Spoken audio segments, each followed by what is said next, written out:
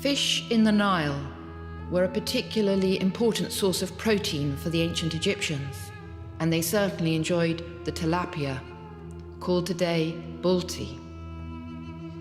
We have many representations of fish on the walls of ancient Egyptian tombs. Catfish, for example. The ancient Egyptians clearly thought fish were important in their lives. The Nile was so very important in their lives. And they sketched the fish they saw in it, such as the catfish you see here on a flake of limestone. As in Egypt today, fishermen were often out on the river. We know that they fished in papyrus skiffs, simple boats made of papyrus. We can see them punting here. Many fish swim below. A busy scene of daily life in ancient Egypt. And we can establish the different methods of fishing. One was to spear or harpoon the fish, most commonly using a double-barbed harpoon. We see two fish pierced through here. The tips of the harpoon might be of bone, of ivory, or later of metal, of copper and bronze. We see scenes of the ancient Egyptian fishermen fishing with a hook and line. This one has hooked a catfish. He has a club in his right hand, ready to give the fish a bop on the head. This time, the fisherman has a number of hooks on his line. Again, it's the catfish that's being targeted.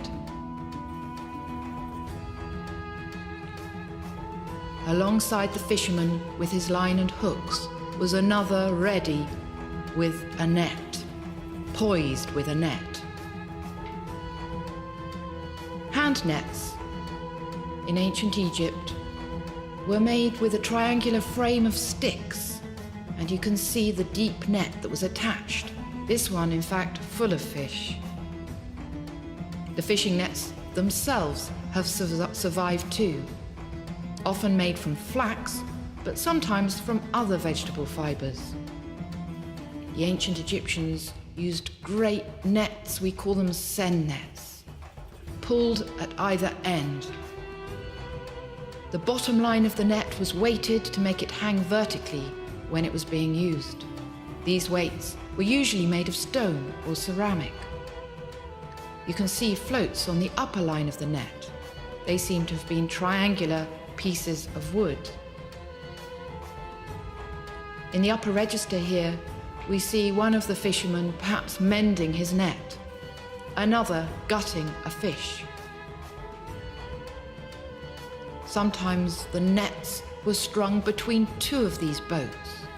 We have models of them surviving from the tombs of ancient Egypt. Wonderful scenes of the fishing nets being emptied, fish flooding out. The Nile was rich in fish. And of course, the ancient Egyptians loved eating the fish. So we see scenes of them being prepared.